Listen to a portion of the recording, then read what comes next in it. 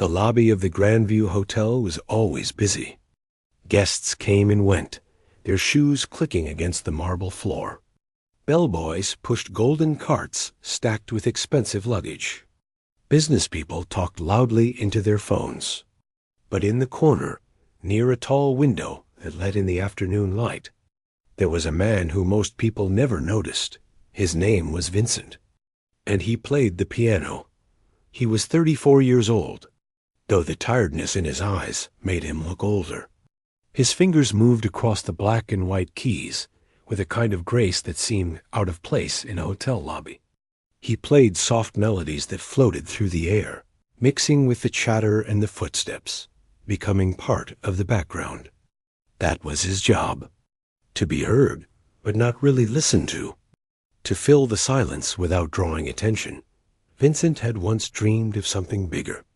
When he was young, he used to close his eyes and imagine himself on a grand stage. He could see the spotlight shining down on him. He could hear the audience holding their breath as his fingers danced across the keys. He had believed, truly believed, that music would be his life. But life had other plans. Now he played for tips. A few coins dropped into the glass jar beside the piano.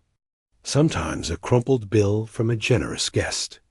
At the end of each night, he would count the money carefully, hoping it would be enough. Not enough for what? For everything. For rent. For groceries. For his daughter's school supplies. For the electricity bill that was already 2 weeks late. For just one more day of keeping everything together. His daughter's name was Hannah, and she was 7 years old. She had her mother's smile and her father's stubborn spirit. Every morning, Vincent would wake her up, make her breakfast, braid her hair the way her mother used to, and walk her to school. Then he would rush to the hotel, play for 8 hours straight, and rush back to pick her up from the elderly neighbor who watched her in the evenings. Mrs. Park was her name. A kind woman in her 70s who lived in the apartment next door. She never asked for much money, and sometimes she refused to take anything at all. She would just shake her head and say, "That child needs food more than I need your coins." Vincent hated accepting charity, but he had learned to swallow his pride. For Hannah, he would swallow anything. 3 years ago, everything had been different. He had a wife, a small apartment in a nicer part of the city, a used piano that he had saved for months to buy. They were not rich, but they were happy. His wife would sit on the couch and listen to him play, her feet tucked under her, a cup of tea warming her hands. Hannah would spin in circles, pretending to be a ballerina, giggling until she got dizzy. Then his wife got sick. It started with headaches. Then dizziness.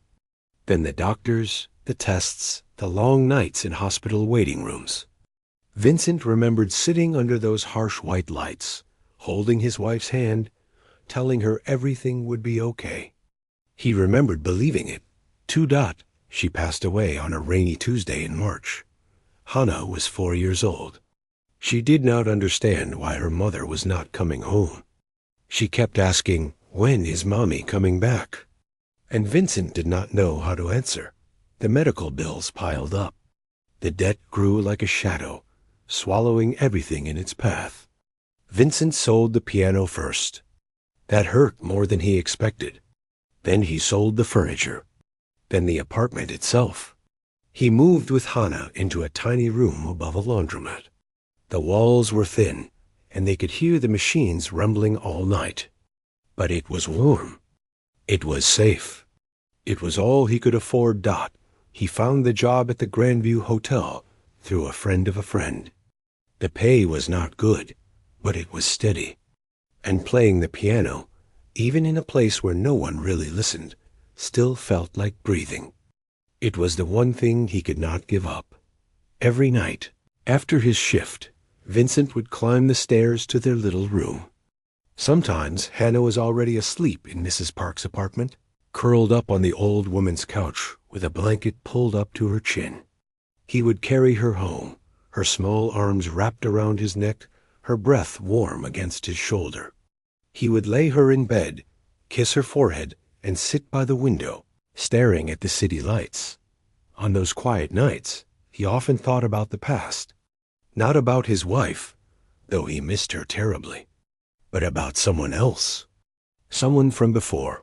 15 years ago, Vincent was a music student at the university. He was young and foolish and full of hope. He worked part-time at a coffee shop near campus, earning just enough to pay for his classes. One autumn afternoon, a girl walked in. She had long dark hair and sad eyes and a way of looking at the world like she was. Afraid it would disappear, she ordered a simple black coffee. No sugar, no cream. She sat by the window and read a book, and Vincent could not stop glancing at her. They started talking. Then they started meeting. Then, before he knew it, he was falling in love. Her name was Mei Lin, or at least that was what she told him. She said she worked at the campus bookstore, but she was always vague about her past. She never talked about her family. She never invited him to her home. But when she was with him, she laughed like she had forgotten all her worries. And when he played the piano for her, she listened like the music was saving her life. He wrote a song for her. It took him weeks. He would stay up late, trying different melodies, crossing out notes, starting over. Finally, one night, he played it for her. She sat beside him on the piano bench, her shoulder touching his, her eyes closed. When he finished, she was crying. "No one has ever done something like this for me," she whispered. He thought they would be together forever. He was young. He did not know that forever was a word people used when they did not understand how quickly things could change. One morning, she was gone. No phone call. No explanation. Just a note on his door, written in her neat handwriting. "Please forget me. It is better this way." He searched for her. He spent months looking, asking around, trying to find any trace of her. But it was like she had never existed. The bookstore said no one by that name had ever worked there. The address she had once mentioned turned out to be an empty lot. Eventually, he stopped searching. Life demanded his attention. He graduated. He got married. He had a daughter. The years passed, and Mei Lin became a memory. A ghost from another lifetime. But he never stopped playing her song, even now.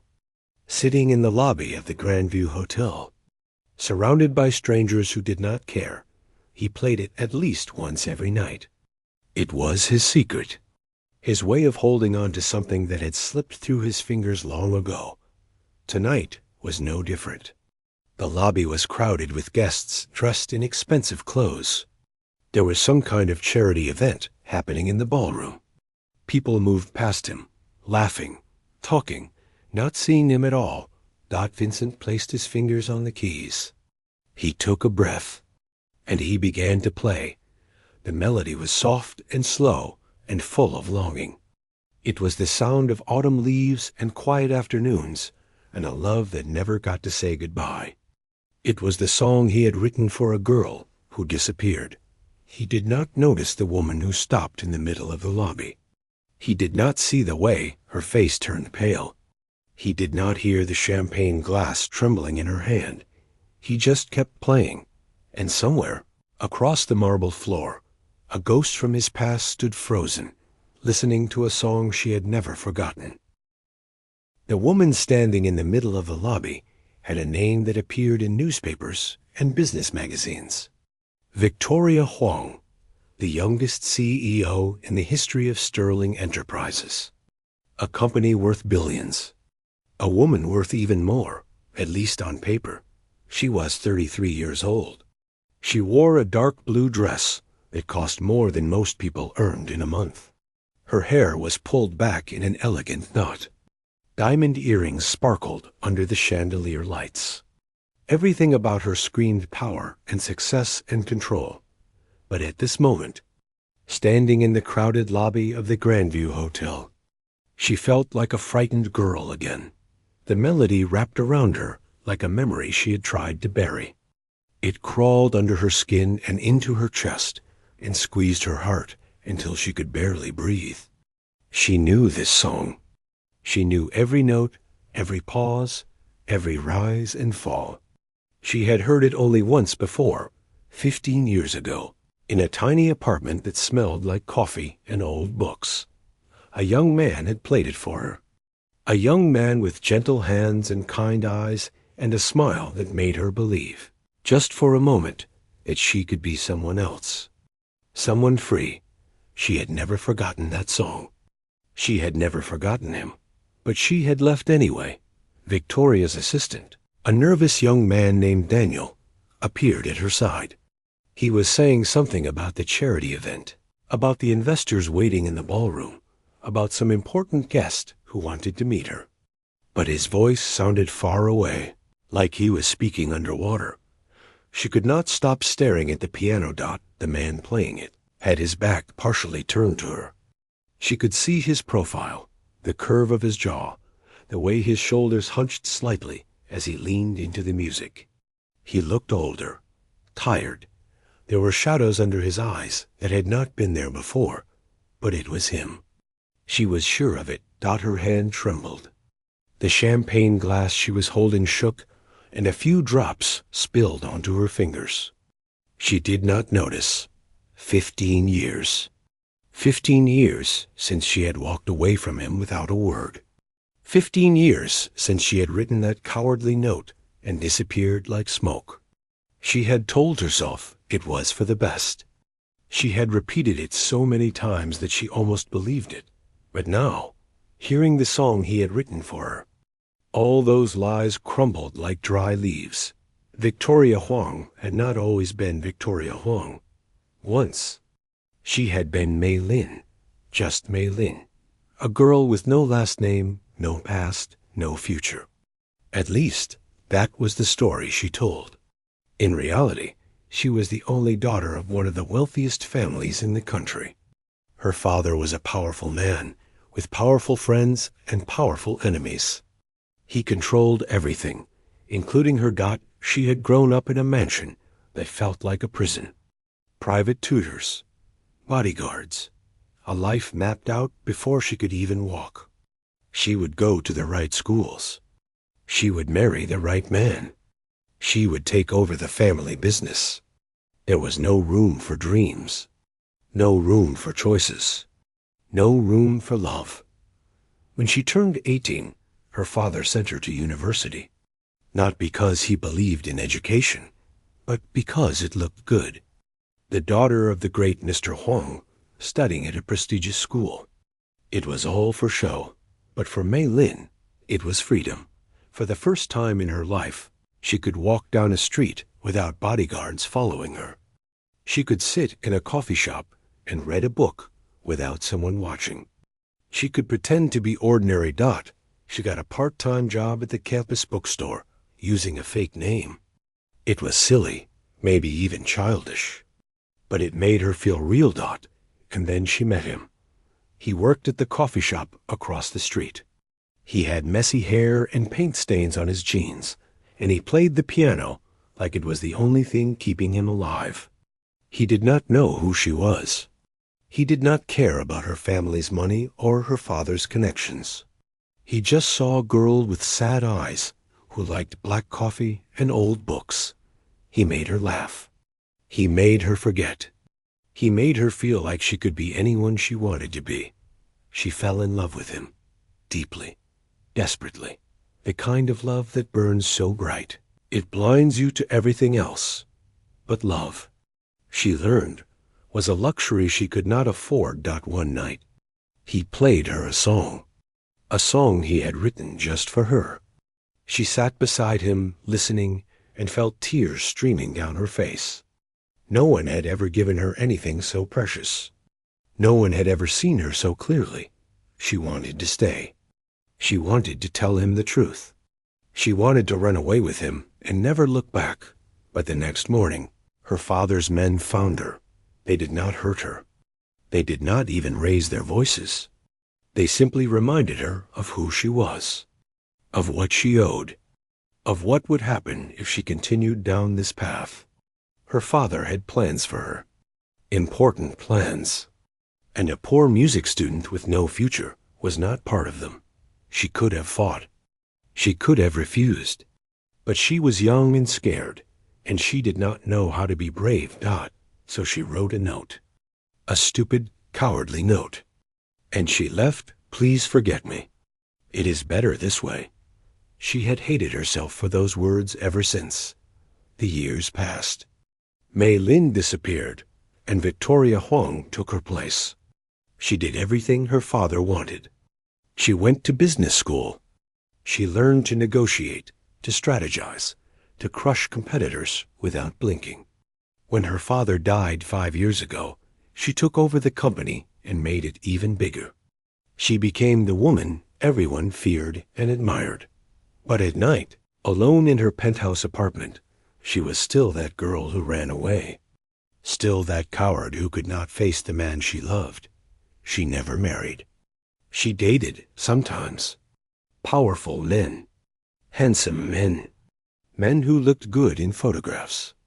But none of them made her feel the way he had. None of them wrote her songs. She told herself she was over it. She told herself the past was dead. She built walls so high that no one could climb them. And now, standing in this hotel lobby, those walls were cracking.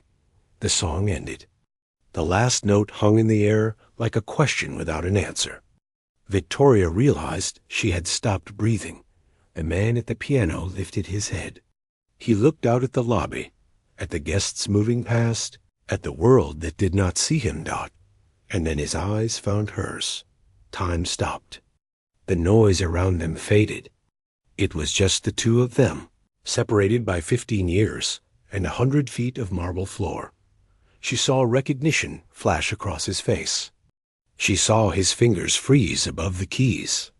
She saw the boy she had loved inside the tired man he had become. He knew her. Even after all this time, even with her expensive dress and her new name and her carefully constructed mask, he knew her. Victoria wanted to run to him. She wanted to fall to her knees and beg for forgiveness. She wanted to explain everything, all the reasons and the fears and the years of regret. But her feet would not move. Daniel touched her arm.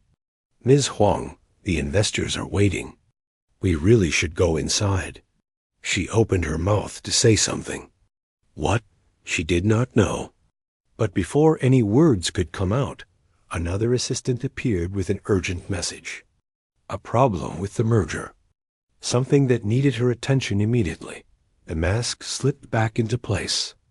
It was automatic now. Like armor she had worn for so long, it had become part of her skin. She turned away from the piano. She turned away from him. She walked toward the ballroom, her heels clicking against the marble, each step taking her further from the man who had once made her believe in love. She did not look back. She could not, but as the ballroom doors closed behind her, she heard him begin to play again. A different song this time. Something slow and sad, and full of all the words they had never said. And for the first time in 15 years, Victoria Huang felt tears burning in her eyes. Vincent's hands would not stop shaking. He sat at the piano, staring at the keys, but he could not see them. All he could see was her face. Those eyes. That look of recognition and fear, and something else he could not name. Mei Lin. After 15 years, she was standing right there. 15 years of wondering. 15 years of questions that had no answers. And she was right there, close enough to touch, close enough to call out to, and then she turned and walked away. Just like before, the lobby continued around him as if nothing had happened. Guests laughed and talked. Waiters carried trays of champagne. The world kept spinning. But for Vincent, time had frozen and shattered all at once. He tried to keep playing.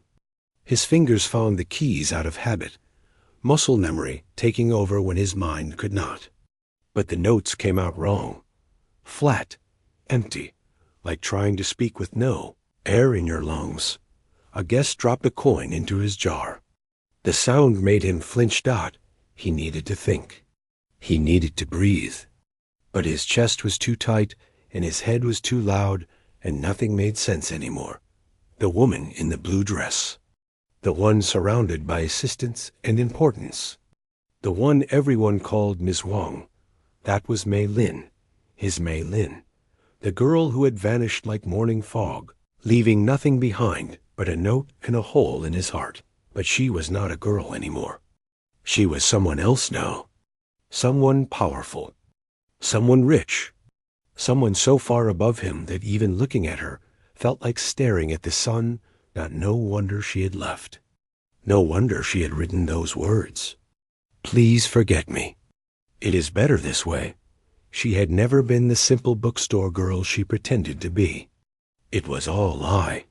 He had fallen in love with a ghost, a character she had created, a mask she wore when she wanted to play at being ordinary.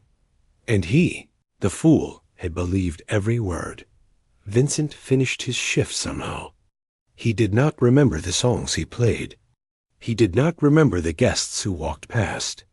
He just moved through the hours like a man walking through water, slow and heavy and numb. When his shift ended, he packed up quickly. He did not count his tips. He did not say goodbye to the front desk staff like he usually did. He just walked out into the cold night air and stood on the sidewalk, breathing hard. The city glittered around him. Cars rushed past. People hurried home to their families, their warm apartments, their normal lives.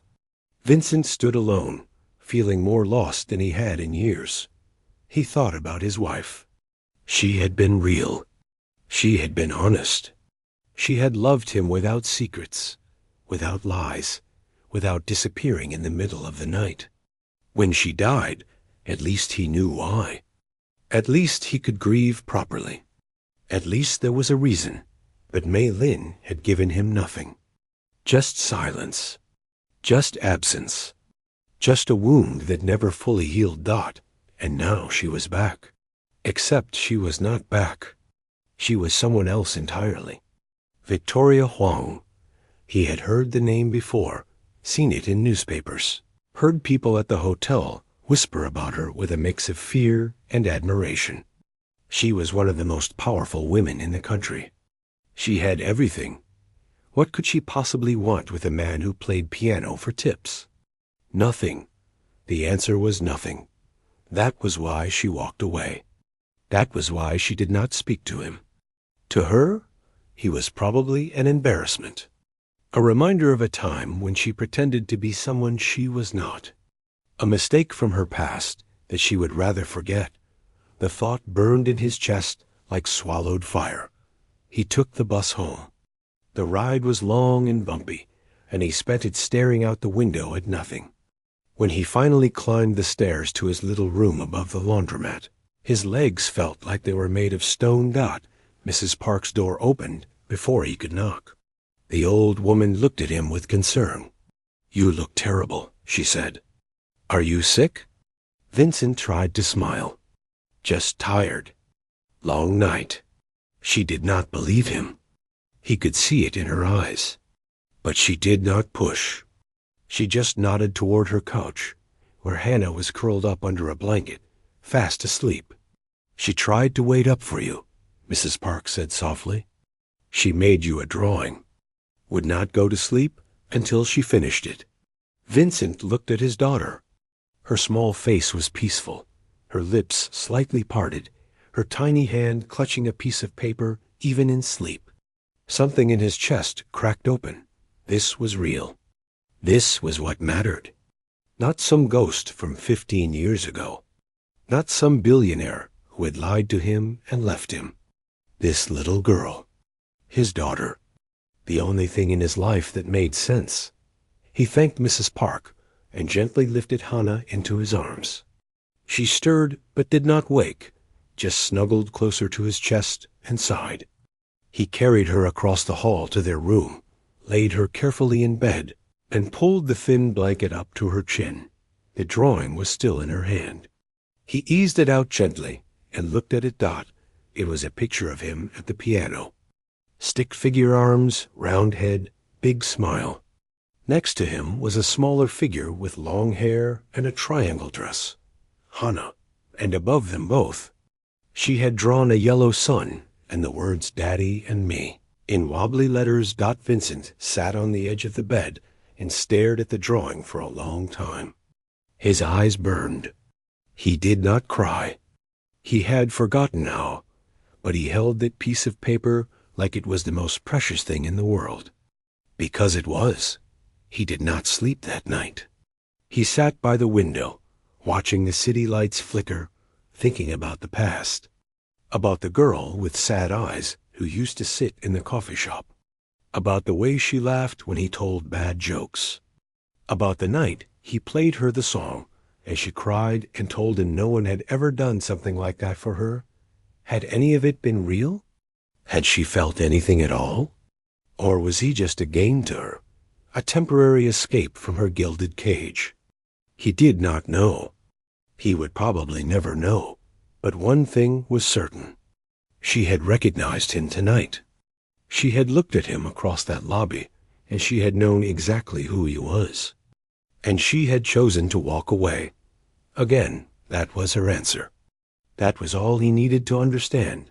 The sun rose slowly, painting the sky in shades of orange and pink.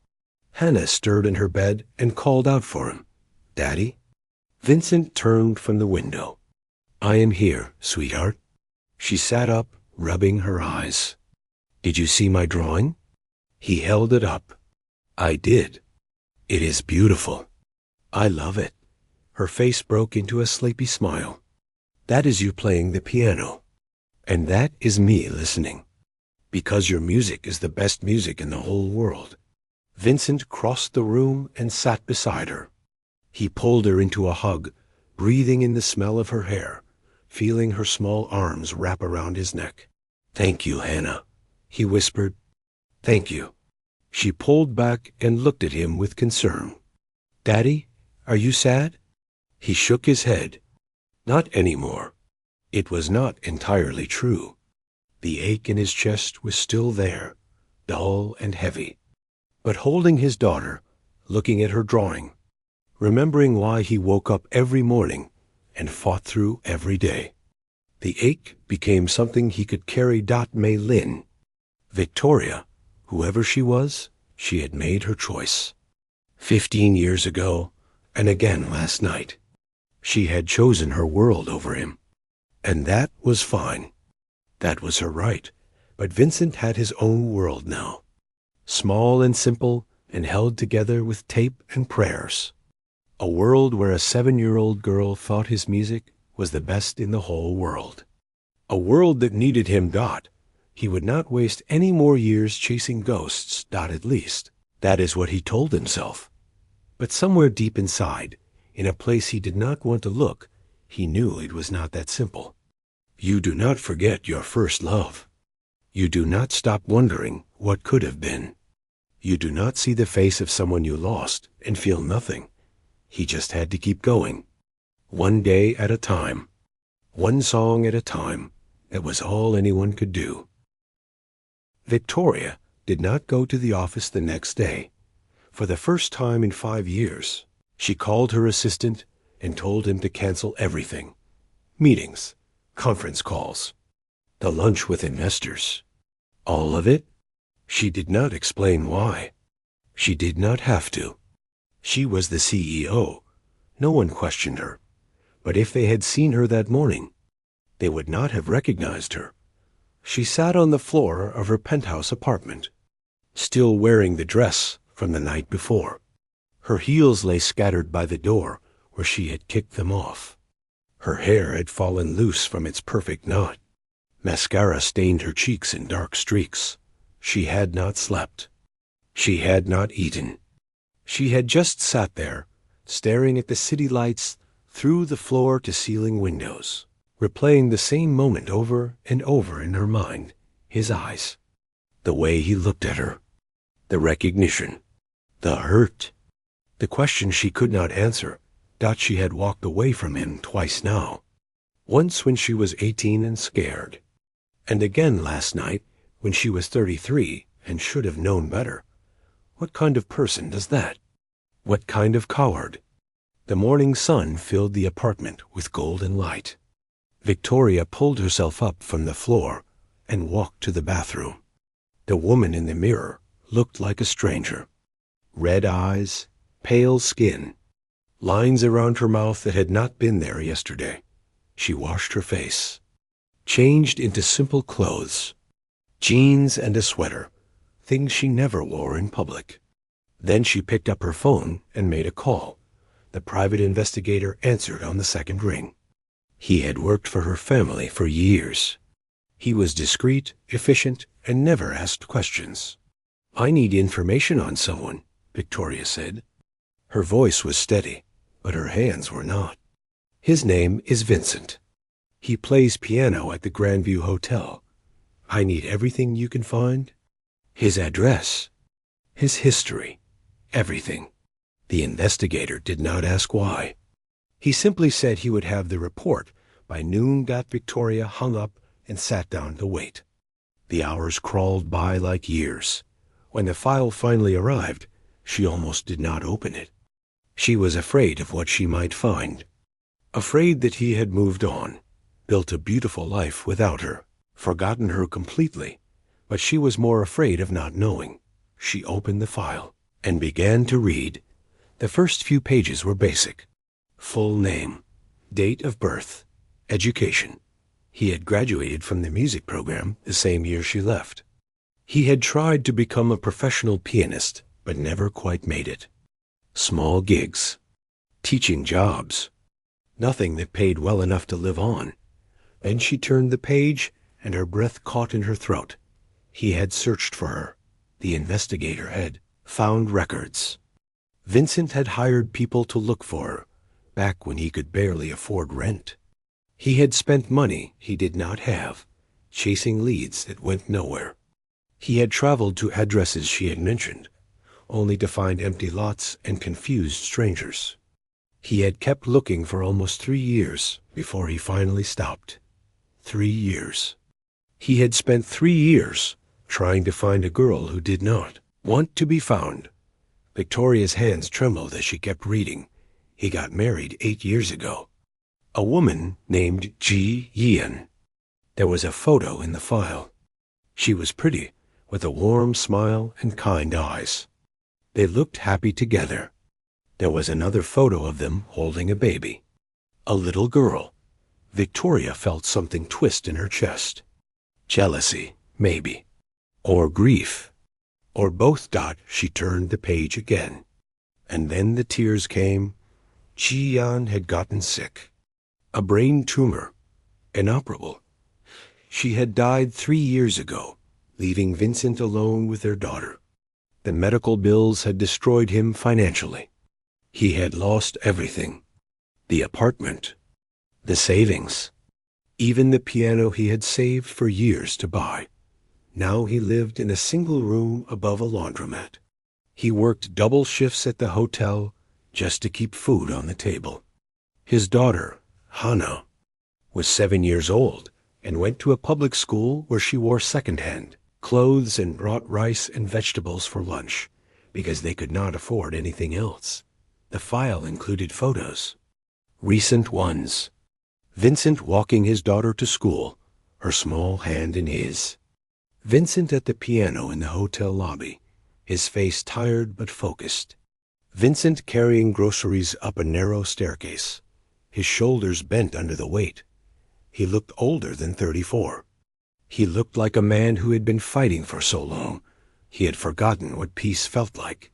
And she, Victoria Huang, had walked right past him in her designer dress and her diamond earrings, surrounded by assistants and wealth and everything he did not have.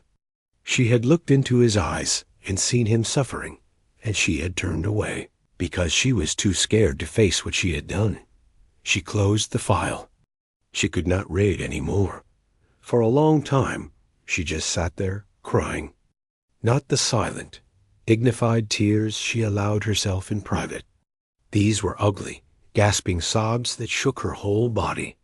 15 years of guilt and regret and loneliness, all pouring out at once. She had told herself she left to protect him, that her father would have destroyed him, that walking away was an act of love, but that was a lie. She left because she was afraid of her father, afraid of losing her inheritance, afraid of being ordinary. And while she was busy being afraid, he was out there searching for her, loving her, waiting for her. She had not protected him. She had abandoned him, and he had suffered anyway. Life had taken everything from him, and she had not been there to help carry the weight. Victoria stood up. She wiped her face. She looked at herself in the mirror and made a decision. She could not fix the past. She could not give him back the years she had stolen. But she could stop being a coward. She could stop running. She could tell him the truth. The drive to his neighborhood took almost an hour. Her driver kept glancing at her in the rearview mirror, confused by the destination. She had never been to this part of the city before. The buildings were old and crowded. The streets were narrow. Laundry hung from windows like tired flags. She told the driver to stop at the corner. She would walk the rest of the way alone. The laundromat was easy to find. The stairs beside it were steep and creaky. Victoria climbed them slowly, her heart pounding so hard she could hear it in her ears. She reached the door. It was old and thin, and the paint was peeling. She could hear sounds from inside. A child's voice. A man's voice, softer, answering. She raised her hand to knock, then stopped. What was she going to say? How do you apologize for 15 years? How do you explain that you loved someone so much it scared you, and that fear made you cruel? She did not have the words, but she knocked anyway. The sounds inside stopped. Footsteps approached. The door opened. Vincent stood there, looking at her like she was a dream he did not trust. Behind him, a little girl with curious eyes peeked out from behind his legs. Victoria opened her mouth, closed it, opened it again. "I was wrong," she finally said. Her voice cracked. "I was wrong to leave. I was wrong to stay away. I was wrong to walk past you last night like you were a stranger." Vincent did not move. His face was unreadable. She kept going, the words tumbling out before she could stop them. "I know you searched for me. I know about your wife. I know about everything you have been through. And I know that nothing I say can make up for what I did. But I had to come here. I had to tell you that I never forgot you. I never stopped hearing that song. And if you tell me it is too late, I will understand. But I could not live another day without saying I am sorry." Tears were streaming down her face again. She did not try to hide them. Vincent stared at her for a long moment. His jaw was tight. His eyes were full of things she could not read. Then the little girl tugged at his shirt and whispered, "Daddy, why is the lady crying?" He looked down at his daughter, then back at Victoria. And for the first time his expression softened. Just a little, just enough to give her hope. "You should come inside," he said quietly. "We need to talk." The apartment was smaller than Victoria had imagined. One room with a tiny kitchen in the corner. A single bed pushed against the wall. A folding table with 2 chairs. Everything neat and clean, but worn. The kind of place where every item had been chosen carefully, because there was no room for anything extra. She stood just inside the door, suddenly aware of how out of place she looked. Even in her simple jeans and sweater, she did not belong here. This was his world. The world she had forced him into by disappearing. Hannah sat on the bed, watching her with big, curious eyes. Vincent stood by the window, his arms crossed, his face guarded. The softness she had seen a moment ago was gone. Now there was only caution. "Sit down," he said, nodding toward one of the chairs. Victoria sat. Her legs were shaking. She folded her hands in her lap to hide the trembling. For a long moment, no one spoke. The silence was heavy, filled with 15 years of unasked questions and unspoken words. Finally, Vincent spoke. His voice was calm, but there was an edge underneath. The kind of edge that comes from holding in too much for too long. Why now? He asked, after all this time. Why show up now? Victoria swallowed. Because I saw you. At the hotel. And I realized I could not keep running anymore. You walked away, he said. You looked right at me, and you walked away. Just like before. I know. Her voice broke. I know. I was scared. I have been scared my whole life. Of my father. Of losing everything. Of facing what I did to you. Vincent shook his head slowly. Do you have any idea what those years were like? I thought I was going crazy. I thought maybe I had imagined you. That you were never real. I was real, Victoria whispered. Everything I felt was real. I loved you. I still. She stopped herself. She did not have the right to say that. Not anymore. He turned away from the window and looked at her directly. You left a note. 7 words. That was all I got. 7 words and then nothing. I searched for you for 3 years. I spent money I did not have. I begged people for information. And the whole time, you were out there, living your fancy life, pretending I never existed. I was not pretending, Victoria said. I thought about you every single day. I kept the song in my head. I never let myself forget, but you never came back. No, she admitted. I did not. The truth hung in the air between them. Ugly. Undeniable. She had no excuse that would make it better. No explanation that would erase the pain. Hannah slid off the bed and walked over to her father. She tugged at his sleeve and whispered something Victoria could not hear. Vincent's expression changed. Some of the hardness melted away. He crouched down to her level. This is someone Daddy knew a long time ago, he said softly. We are just talking. Hannah looked at Victoria with that fearless honesty only children have. Are you the one from the song? Victoria blinked. The song? Daddy plays a special song sometimes.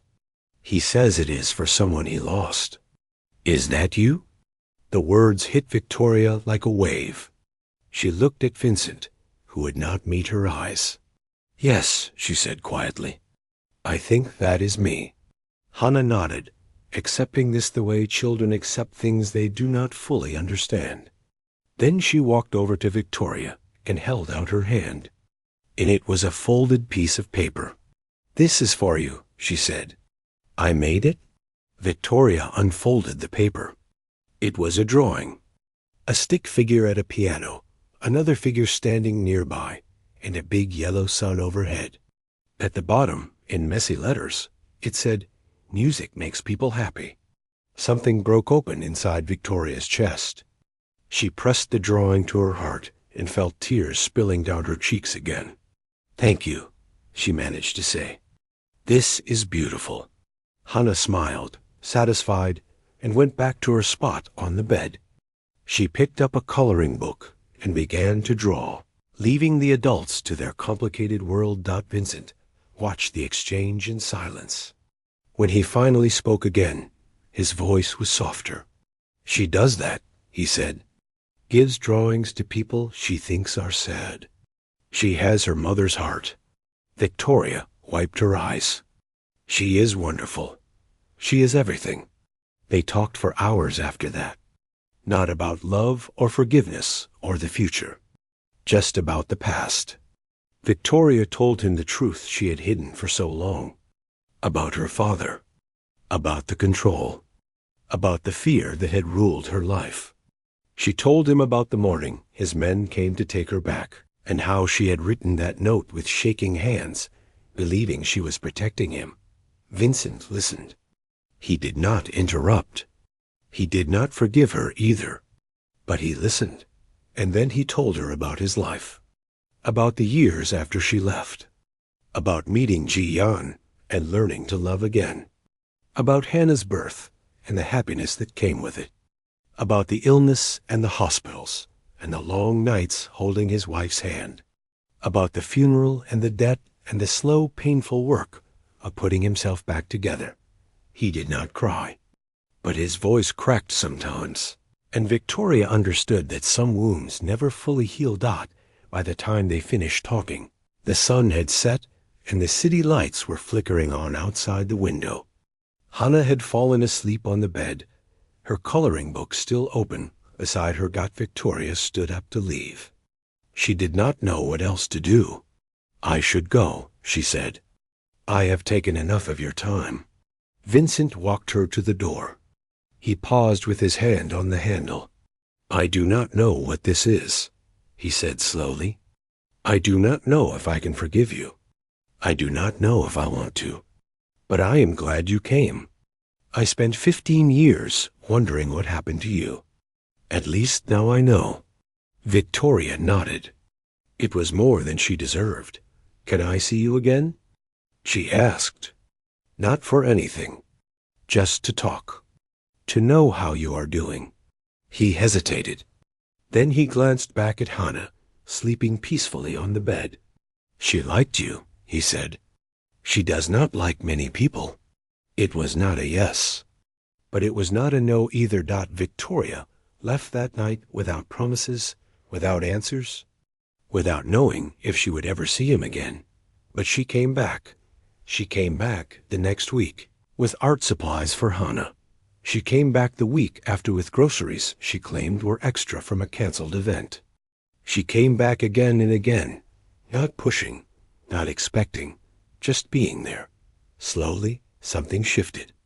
The walls Vincent had built began to crack, just a little. He started to smile sometimes. He let her stay for dinner. He played the piano for Hannah while Victoria watched, and once, just once, he played the song. "Their song," she cried. He pretended not to notice. Months passed. Victoria stepped down from her position at the company. The board was shocked. The newspapers speculated. She did not care. She had spent her whole life building something that could not love her back. Now she wanted something different. She found a small apartment in Vincent's neighborhood. Nothing fancy. Just enough room for her and the new life she was trying to build. She took Hannah to the park on weekends. She learned to cook simple meals. She sat in the audience at Hannah's school play and cheered louder than anyone. And one quiet Sunday morning, she sat in Vincent's apartment while he played the piano. Hannah was at the table, drawing. Sunlight poured through the window. Everything was ordinary and imperfect and real. He finished playing and looked at her. For the first time in all these months, he smiled. A real smile. The kind she remembered from 15 years ago. "I added something new," he said, "to the song." "I noticed," she said. "It sounds different, happier." "It needed a new ending," he said. "The old one was too sad." Victoria walked over to the piano and sat beside him on the bench. Their shoulders touched. Neither of them moved away. "I like the new ending," she said. He looked at her for a long moment. Then he took her hand. "So do I." Outside, the city hummed with life. Inside, a little girl colored at the table while two people who had lost each other finally found their way back. Some love stories do not follow a straight line. Some take 15 years and 1,000 wrong turns. Some almost do not happen at all, but the ones that survive, the ones that make it through the silence and the distance and the fear, those are the ones worth waiting for. And sometimes, all it takes is a melody to remind you what you almost lost.